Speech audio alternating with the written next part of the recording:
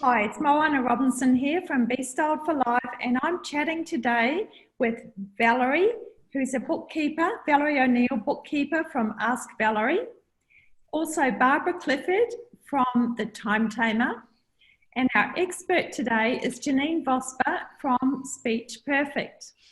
Hey, Hi Janine, we're going to be talking to you today, aren't we, about sales and sales processes in today's times.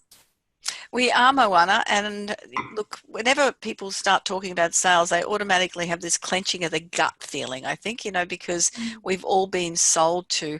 And during this difficult time, there's a whole lot of new experiences being raised for people when it comes to selling. And I think I'm like most people, I'm getting a dozen emails a day with somebody trying to get me to buy something or engage with them, and they're using the same fear pain factors that they used to use. Now that's what, in most good sales people will figure out what the problem is for their client, or their perfect client, or their avatar, or their niche market, really knowing what the problem is, and then figuring out what the pain point is, and then offering a way to eliminate the pain. But what I'm seeing at the moment is the pain points have shifted quite significantly, but the marketing hasn't. And whether it's come out before that they've already had this set up, and it just automatically goes out, but it feels so wrong. And I think a lot of people are missing that mark of figuring out what are the new pain points. Yeah, I agree. I think people are, well, I actually had someone say it to me the other day that it's almost like seems like a sales fest. You Mm.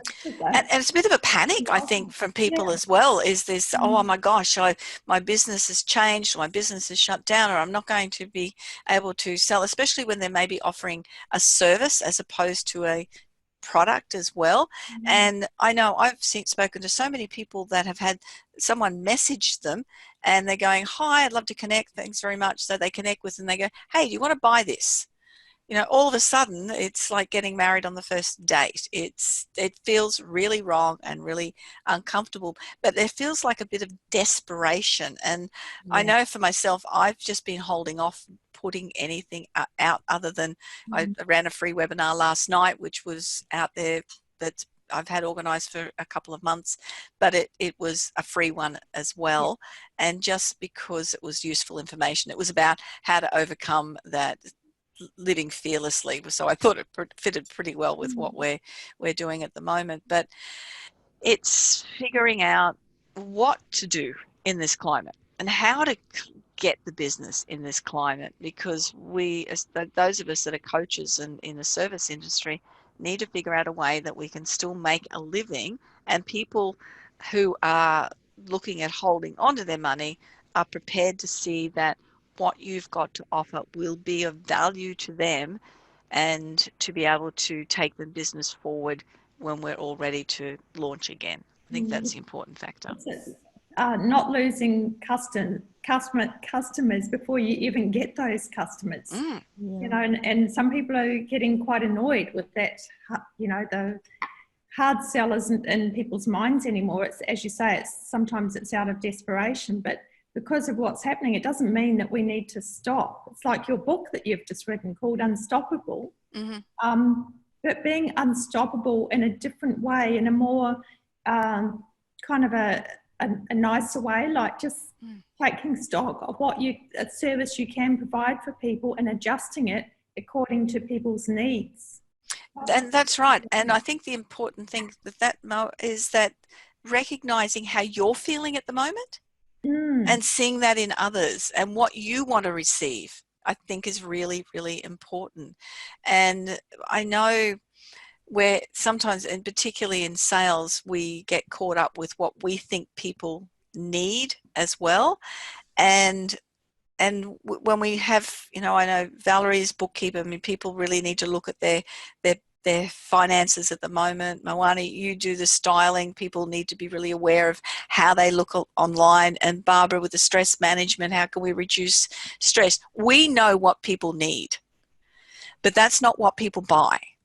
People buy what they want.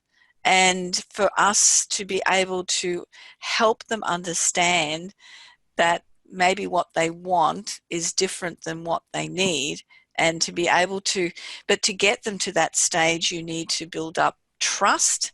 People need to get to know you, they need to like you, and they have that trust that they will invest, that what you tell them is exactly what they are going to get the best out of it, and they trust you from that.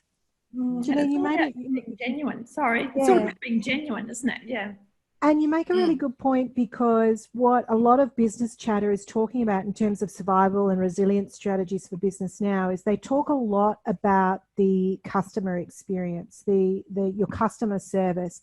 And now more than ever, we have to, and this is, I know you'll agree that this is a sales process, is actually listening to your customer and listening to what they're saying to you. Like you said, we all know it's the cry of every business. People need me, but it's whether or not they want you. It is a different story. We can take a horse to water, but they're only going to drink it if they want the water. So it's about listening to the language that people are and what they're actually telling us, and then saying, how can I serve them with what I have and with what I know? Do you agree?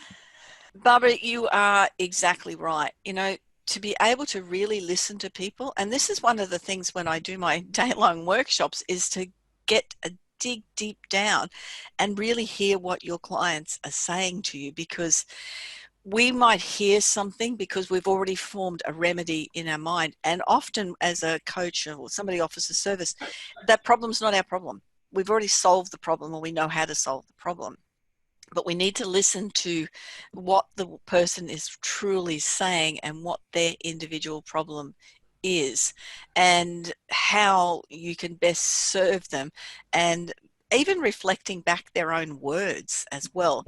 You know, so that what you're telling me is that this is your major issue. And then if people say, yes, you've got it, you understood. So then that person recognizes that you have heard them and that you are on the same page as them, and that's when they're prepared to go, yeah, I will invest in what you've got to say because of that. And it's I love that about the sales process, is that like you said, I think that's a great technique. What you're paraphrasing is a great sign that I've been heard. If you're repeating back to me what I just said, then I know you've heard me. And that's ultimately what we all want, is to be heard. That's what your customer wants, is that you understand. Yes, and particularly at this time, and I know when we were speaking, there's another video that we've got with Valerie's talking about the bookkeeping and getting in contact with her clients and having a conversation with them.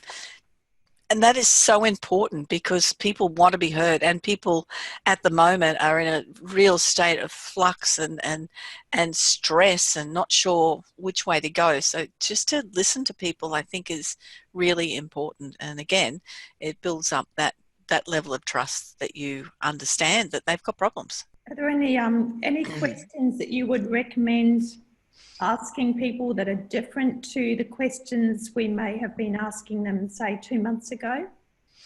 No, but what people don't often ask is start a sentence with the word how. That is so important. And how's that affecting you? How does that make you feel? How does that, how are you dealing with that at the moment? So starting a question, a conversation with the word how, you can start. In sales, you know, they talk about having open-ended questions as opposed to closed questions. We don't want things that necessarily are a yes or no, unless we know we got a guaranteed yes and we get people nodding, then we'll do a closed question. But open questions, you can ask why, when, what, and how. But how is softer than why, because why sometimes feels a bit invasive, whereas asking with how, it feels more of a hug, really. Yeah. I think is the word. That is such a great tip, Janine. And I never thought of it like that, because why and what are almost like interrogating or questioning, but how is intrigue. I'm curious and I'm intrigued about what's happening, and people love to talk about themselves and to share what they're doing. I think that's so simple. Just starting your sentence, your question with how. It's about having that sense of curiosity, isn't it? Mm. Yeah, and adding the emotion statement in it as well. You know, if somebody's said how they're feeling, and then to start the sentence with, you know, I can't imagine, or, you know, that feeling like that must be quite daunting to you. How is that affecting? You know, so you're again building connection, but it's about being real and really not using it as a sales tool, but it's getting to know the clients so well that when they are looking for something that you can solve their problems, you will be the person they come to. And Janine, that's a really good point about not just having the magic statements. It's about asking the right questions for the right answer. So to get the right information, it's about using the right question, the answer that's going to serve you. I know when I run the training and also with my online training, I've probably got about 30 power questions, different questions that'll fit different industries and different types of businesses. And they're questions, they're so powerful because you'll get the answers that you need to understand, and then you can sort of dig down a little bit more without the interrogation part to it. And there's also power statements as well that people can use so that someone knows that you've understood what they've said. And knowing those, it just phenomenal. You only have to use one or two, you don't have to use 30, but there'll be things that will really resonate with you and the type of clients you're working with as well. And when we work with that through the workshops, people are just amazed at how they make them feel, so how they're going to make their prospects and clients feel as well. Oh, that sounds good. An armory of statements and questions that will empower you. And it's subtle I know you know this, subtle shifts in language that can make the world of difference to the outcome of a negotiation, of a meeting, of a conversation. Absolutely. Valerie, do you have any questions for Janine? Janine, that's just all completely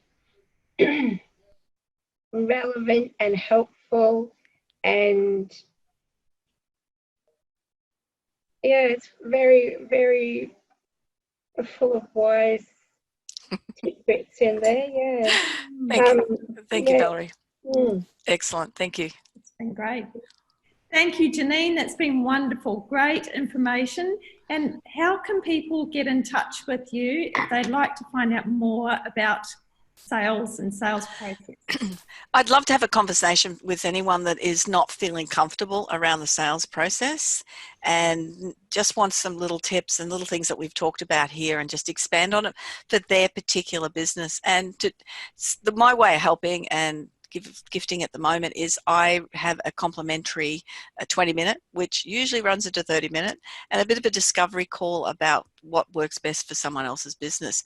And the best way to find that is to go to my website, janinevosper.com. Look, if you Google me, and we did this fun thing the other day, I'm on the first about 5 pages of Google, which is very cool. But you'll find me. I trust me, you will find me. But janinevosper.com is JANENVOSPER.com, and just book in a discovery session, all free, no obligation. I usually have them limited, but because I've got a bit more time at the moment, though, you're welcome to talk to as many people as can fit in the appointments. Fantastic. Thank you, Janine. And thank you, Barbara Clifford from The Timetable, and also Valerie O'Neill from Bookkeeping Ask Valerie. Lovely. Thank you. Okay. Bye, everybody. Bye.